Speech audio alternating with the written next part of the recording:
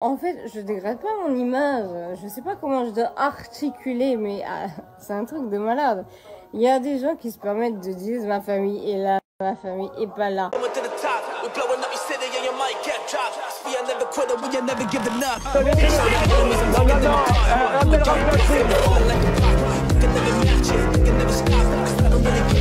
Vous fumez, monsieur.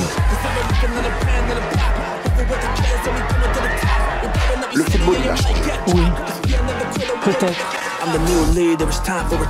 Ouais, c'est Laurent Delamousse, bienvenue aujourd'hui pour une nouvelle vidéo et j'espère que tout le monde va bien. Messieurs, dames, aujourd'hui, je vous accueille en totale détente, c'est-à-dire que j'ai mis un petit débardeur, mais en dessous, j'ai un caleçon ultra large. Autant vous dire, les petits rageux et les haters, que j'ai une amplitude incroyable pour m'en battre les couilles. Messieurs, dames, avant de partir pour cette nouvelle vidéo, c'est le moment de soutenir la chaîne et moi-même en mettant votre plus gros pouce bleu, votre meilleur commentaire, votre plus gros boost. Voilà, je veux rien savoir. Vous likez, vous swipez de la droite vers la gauche, l'espace commentaire, vous avez des points, vous les dépensez, c'est obligatoire.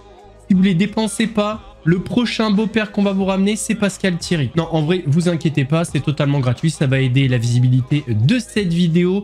On n'oublie pas de s'abonner et d'activer la cloche pour pas rater les prochaines vidéos. On fait de même sur la chaîne principale, la chaîne Mousse, où hier j'ai sorti une vidéo sur Dieudonné. Allez la voir, honnêtement, elle est plutôt cool. On me rejoint sur Instagram, sur TikTok, sur Twitch pour pas rater les lives du dimanche soir à 21h30. On va chercher à boire, moi j'en se met à l'aise. Et moi je m'occupe du reste. Passe à Jordan Deluxe, notre Chris Brown national, Greg Yega, Greg Bebeu, était interrogé sur sa relation avec Magali Berda. Il y a un truc qu'on peut pas lui reprocher, c'est qu'effectivement, il ne crache pas dans la soupe. Par contre, niveau moral, on peut oublier. Moi, je vais t'expliquer un truc, Jordan. Moi, je me suis pas trop mêlé de ça. D'accord. Voilà, je te dis la vérité. Moi, à l'heure d'aujourd'hui, moi, je suis un garçon qui veut faire plaisir à ma communauté, qui veut donner du bon à ma communauté. Bien sûr que j'ai été mêlé, malgré moi, dans cette histoire, parce que bien sûr que je faisais partie de l'agence qui est Shona Evans, tout simplement. Ouais. Donc, je faisais partie de cette agence, donc bien sûr que j'ai été mêlé. Mais moi, à l'heure d'aujourd'hui, je vais t'expliquer un truc. Et je tiens à le dire vraiment, je ne cracherai jamais sur une personne qui s'appelle Magali Berda. Ah mais bien sûr, c'est important. Tu sais pourquoi? Oui. Est-ce qu'elle je vous vais a t'expliquer aidé un truc. Parce que moi, quand j'ai commencé avec Magali Berda, c'est grâce à Magali Berda. Et je ne le dis pas parce que nanani nanana. À un moment donné, Jordan, tu ne peux pas cracher dans une soupe que tu as bu pendant 5 ans. J'ai bu la même soupe. Ouais, mais alors il y en a beaucoup qui l'ont fait. Il y en a beaucoup qui l'ont fait, mais ça, c'est eux. Ça, c'est eux qui font. Et ça, vous êtes fâché avec ces gens qui ont craché En fait, ça me fait beaucoup de peine. Tu vois ce que je veux te dire? Je ne suis pas fâché, mais dans le sens, à un moment donné, elle a donné beaucoup. Je parle pour moi, mais elle a donné aussi pour les gens. Tu vois ce que je veux te dire? Pour les autres personnes. Tu vois? Donc moi, à l'heure d'aujourd'hui, si j'ai ma maison, c'est grâce à Magali Berda. Et j'ai pas honte de le dire, hein, parce que quand je faisais mes placements produits, tu sais, Jordan, je vais t'expliquer, on a tous le droit à l'erreur dans la vie. Personne n'est parfait. On fait tous des erreurs. Si elle a mal géré ses trucs, si elle a mal géré, ça arrive en fait à tout le monde. Tu vois ce que je veux te dire? Mais après, il ne faut pas l'accabler et il ne faut pas la descendre comme ça. Parce que moi, de ma vie entière, je n'ai jamais pris mes réseaux pour dire « Eh Magali ci, eh Magali ça, eh nanani, eh nanana ». Déjà, je le ferai jamais, déjà pour commencer. Et de deux, c'est pas quelque chose que je cautionne. Bien sûr, Et si tu regardes bien, Paga l'a jamais fait aussi. C'est vrai. Je parle de Paga. C'est bien d'en parler librement. C'est la vérité. Bien, moi, lors d'aujourd'hui, je ne cracherai jamais dans cette soupe. Moi, Magali Berda, elle a fait des erreurs comme tout le monde. On peut faire des erreurs, mais à l'heure d'aujourd'hui, moi, je ne pourrai jamais cracher sur cette personne parce que grâce à cette personne, vous dites comme tout le monde. Je vis la vie. J'ai la chance de vivre une vie que j'aime. Alors Greg, on va pas te reprocher de penser à ta communauté, mais c'est justement parce que c'est ta communauté qui a sûrement été arnaquée par des placements de produits proposés par Magaloche, que tu devrais un petit peu te désolidariser. Mais bon, après, effectivement, ta maison, tu l'as eu par rapport à elle. Donc, c'est compliqué de dire la vérité. Surtout qu'il y a une possibilité peut-être infime, mais que son business reparte un jour, donc il y a peut-être des petits chèques à prendre. Et en parlant d'arnaqueurs, nos Toulonnais ont du talent. Regardez, messieurs, dames, voilà, c'était Toulon. Eh bien là, on va vous parler d'un arnaqueur. Un beau Made in Toulon, ça vient de chez nous. Personne ne nous le vole celui-là, hein. Il est à nous. Alors, faut savoir que l'image de Toulon a toujours été un petit peu associée à la piraterie. C'est historique. Eh bien, celui-là, il est pas mal, messieurs, dames. Histoire maintenant d'un candidat à la mairie de Toulon qui aurait multiplié les fausses identités. Eddy Gougit, c'est son vrai nom, se serait fait passer pour un élu de la région sud pour duper des associations des professionnels et des particuliers, allant même jusqu'à envoyer de fausses factures à la région. Bonjour Arthur Bélier. Bonjour. L'homme est désormais mis en examen et son pédigré est assez long. Oui, le 11 février, lors de la finale du concours de beauté d'un concours de beauté dans le Vaucluse, le jeune homme de 18 ans débarque comme représentant officiel de la région Sud. Chemise blanche, veste bleue, avec dans les bras un énorme faux chèque de 175 000 € pour l'association. Et en bonus, il remet une broche à l'organisateur en guise d'ordre national du mérite. Quelques jours plus tard, Eddy Gougit se présente cette fois comme secrétaire d'État à la jeunesse lors d'un séjour dans un hôtel près de Pau. En partant, il fait envoyer la facture à Matignon. Plus c'est gros, plus ça passe, se désole le gérant auprès de Var Matin qui s'est fait avoir. Total de la facture impayée, 1 991 €. Tantôt ministre, donc tantôt vice-président de la région, fils de figure locale. Le candidat à la mairie de Toulon aurait arnaqué des dizaines de restaurants, d'hôtels, d'associations, énumère la région Sud qui a déposé 4 plaintes. Eddy Gougit a été arrêté lundi en Ardèche à la sortie du camping où il travaillait comme animateur. Il faisait payer 5 € aux enfants l'entrée du parc de jeux avant que la gérante ne prévienne les gendarmes. Mais c'est honteux qu'on laisse se présenter cet homme, bordel. Parlons maintenant de cette tragique découverte à Choisy-le-Roi. 4 corps ont été trouvés dans la Seine. 4 corps d'hommes ont été retrouvés dans la Seine à Choisy-le-Roi. Ils étaient immergés depuis plusieurs jours. Cette découverte macabre a été faite ce mercredi 13 août dans la ville du Val-de-Marne. Peu avant 13 h, un usager du RERC a alerté la police après avoir aperçu depuis un train ce qui semblait être le corps d'un homme flottant dans la Seine.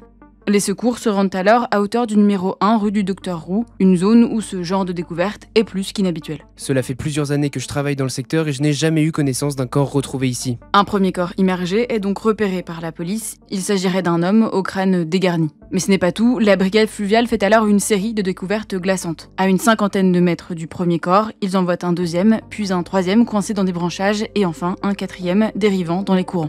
Les 4 corps ne seraient pas dans le même état de décomposition. 3 d'entre eux, semble-t-il de type africain, semblaient dans l'eau depuis longtemps. Le dernier, qui serait de type maghrébin, y reposait depuis moins de temps.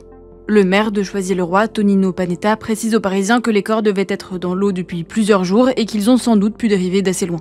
Aucune trace criminelle évidente n'a été constatée par les enquêteurs. Aucun lien n'a pu être établi à ce stade entre les 4 cadavres, d'après le parquet de Créteil. La configuration du fleuve à cet endroit peut expliquer leur présence. Rien n'est pour autant exclu. Mais comme la plupart des corps sont très abîmés, c'est impossible d'être catégorique. Il arrive parfois qu'on retrouve un deuxième cadavre de suicidé quand on vient pour en repêcher un. Mais là, 4, ce n'est jamais arrivé. Les corps ont été transportés mercredi à l'Institut médico-légal de Paris en vue d'une expertise menée ce jeudi après-midi. L'identification des défunts est en cours. Dans ce type d'affaires, c'est toujours très compliqué d'aller plus vite que l'enquête, d'avancer des hypothèses, surtout que pour l'instant déjà, on n'a pu identifier qu'un seul corps sur les 4. Mais vous trouverez toujours des gens sur internet qui n'ont rien à voir avec l'histoire, qui n'ont aucune compétence dans le domaine, qui avanceront des hypothèses. Des hypothèses qui peuvent être plausibles, mais il faut faire attention à ce qu'on dit sur internet, surtout quand on a une grosse communauté.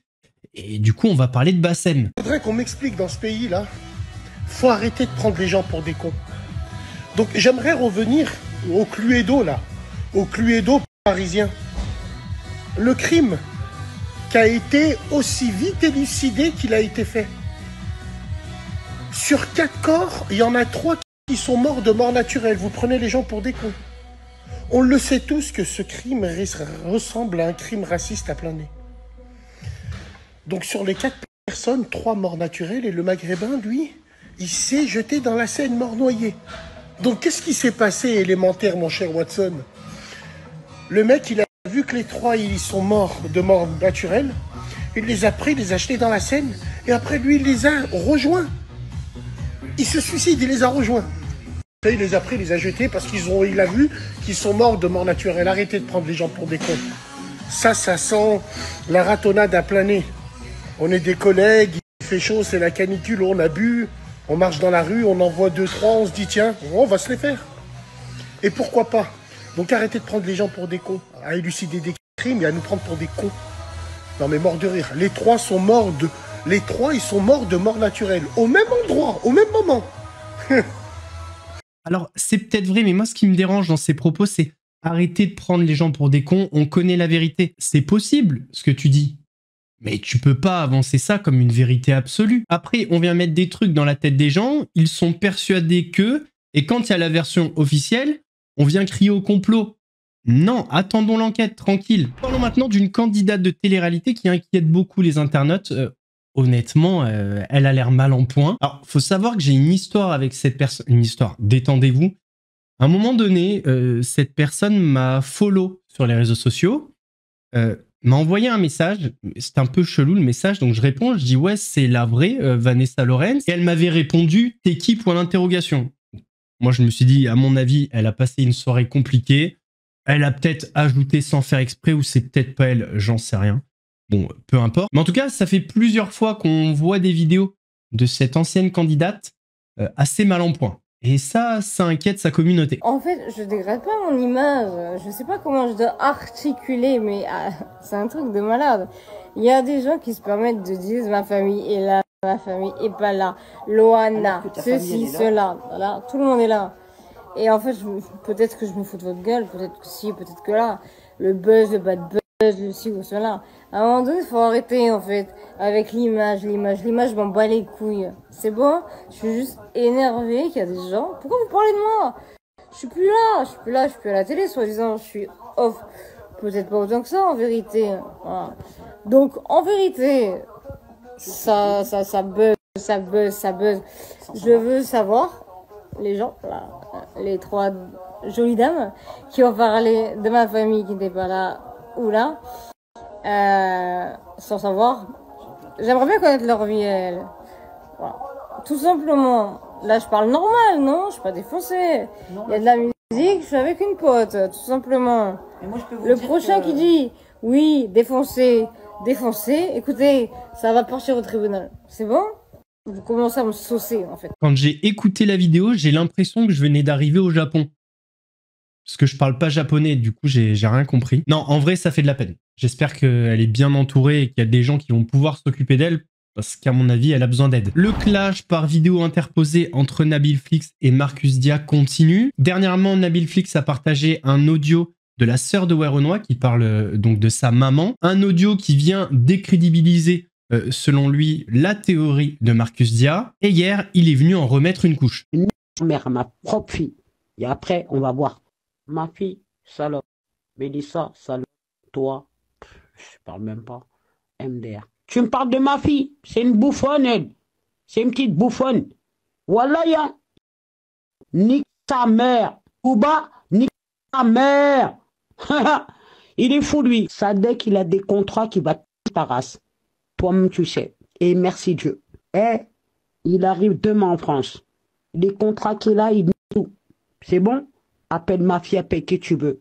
Je vous jure, sur tout ce que j'ai de plus cher, que j'ai des éléments bien plus choquants, que je ne veux pas sortir pour préserver la mer. Mais là, votre ami Marcos Jarre a réussi son coup et m'oblige à me justifier. Ça fait 2 jours que je reçois des menaces, des insultes à tout va. Alors que vous vous trompez de cible, c'est pas moi la personne payée dans cette affaire, je vous sors simplement la vérité. Moi, je suis avec personne. Mon but à moi, c'est que Werenoi, il repose en paix et que ses biens et son héritage reviennent à sa famille, y compris la mère. Mais je suis pas là pour vous raconter une histoire à l'eau de rose, ok?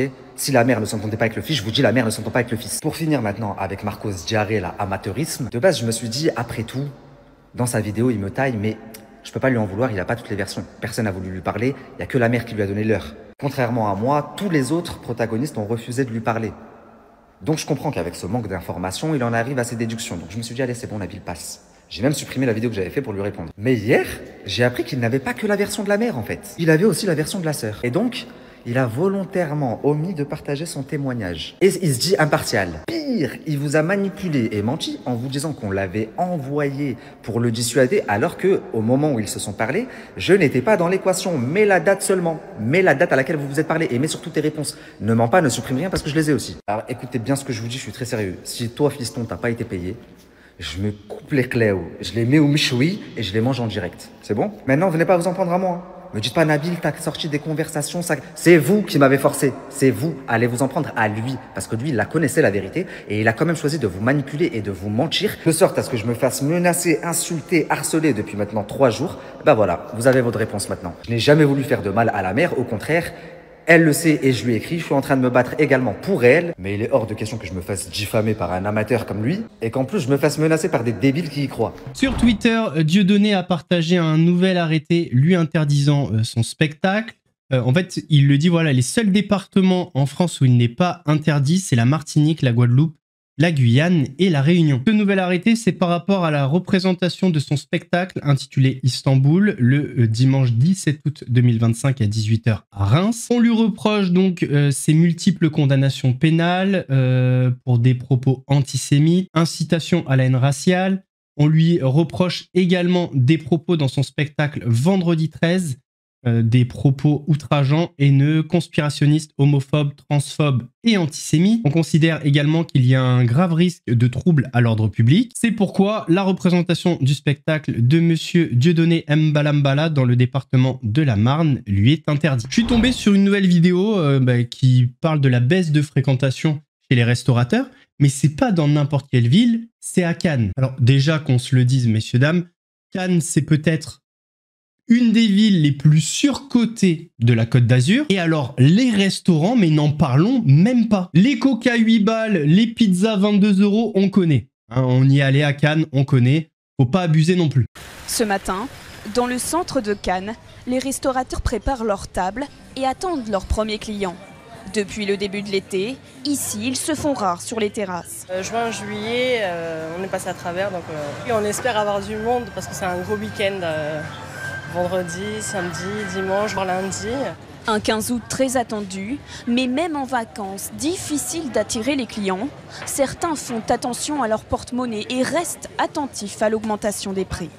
J'ai l'impression que d'année en année, alors c'est des petits 50 centimes, 1 €, 2 € sur le prix d'une pizza, sur le prix d'un menu. C'est quelque chose qu'on finit par ressentir au fil des années. À part les menus du jour, les trucs du midi, il n'y a plus rien en dessous de 20 €, quand même une salade et tout, ça fait vite cher maintenant. On fait nos courses et on va, au lieu d'aller 3 ou 4 fois au restaurant, on y va une fois ou une demi-fois. Une addition trop salée justifiée par l'augmentation des charges et des coûts ces dernières années par les professionnels. Mais cette semaine, selon ce représentant, la fréquentation semble en légère hausse sur le bassin cannois. Un espoir. Je ne pense pas que le 15 août récupérera 2 mois. Mais le 15 août, en tout cas pour nous, ça semble confirmer le fait que la fréquentation a augmenté depuis quelques jours sur le mois d'août. Depuis le début de l'été en France, la fréquentation de la restauration a baissé de 15 à 20 %. Les restaurateurs sont en difficulté, mais pas que. Le dernier film de Cadmerade est un bide absolu. Dites-vous que le film a seulement été diffusé dans 7 cinémas en France. C'est dire le flop. Papa Mobile, le dernier film avec Cadmerade, n'est sorti que dans 7 cinémas. Là et là. Mais alors, pourquoi ce film sort dans aussi peu de salles? Dans cette comédie sortie le 13 août au cinéma, Cadmerade incarne un souverain pontife enlevé par un cartel mexicain aux côtés de Myriam Tekaya. Je suis le sosie du pape. Sauf que le film déçoit. Le producteur Jean Bréa juge le film raté. C'est une comédie pas drôle, selon la plupart de ceux qui l'ont vu, ça arrive dans le métier. La distributrice Violaine Barbarou explique ne pas avoir voulu investir les 200 000 € de frais de sortie du film. Le montage définitif s'est révélé décevant, pas seulement pour nous, et pas à la hauteur du scénario, du réalisateur, de ses acteurs et des promesses associées. Avec un budget d'1,2 million d'euros, Papa Mobile a été tourné en 24 jours au Mexique en 2023. Le réalisateur Sylvain Estibal souligne le manque de moyens, mais défend sa fiction. Certains spectateurs ont jugé le film hors norme, fou, amusant et ne comprennent pas que sa sortie soit ainsi sabordée. Anticipant un tollé notoire, l'équipe de distribution a donc décidé de limiter la casse en sortant le film dans très peu de salles et en diminuant autant que possible les frais de promotion du film. Malgré la quasi-invisibilisation de Papa Mobile en France, le long métrage devrait être diffusé sur la chaîne OCS dans les mois à venir, puis sur Amazon Prime, courant 2026. Messieurs, dames, on arrive à la fin de cette vidéo, j'espère qu'elle vous a plu. Si c'est le cas, votre plus gros pouce bleu, votre meilleur commentaire. On n'oublie pas de s'abonner et d'activer la cloche pour pas rater les prochaines vidéos. On fait de même sur la chaîne Mousse, la chaîne principale, où hier je vous ai sorti une vidéo sur Dieudonné. Allez la check, n'hésitez pas à la booster, etc. Vous êtes les boss. On me rejoint sur Instagram, sur TikTok, sur Twitch pour pas rater les lives du dimanche soir à 21 h 30. Je vais m'étouffer. Nous, on se donne rendez-vous lundi pour une nouvelle vidéo actuelle. En attendant, prenez soin de vous. Laurent Delamousse vous salue. Et vous souhaite un bon week-end. Ah, vous l'avez pas vu venir celle-là.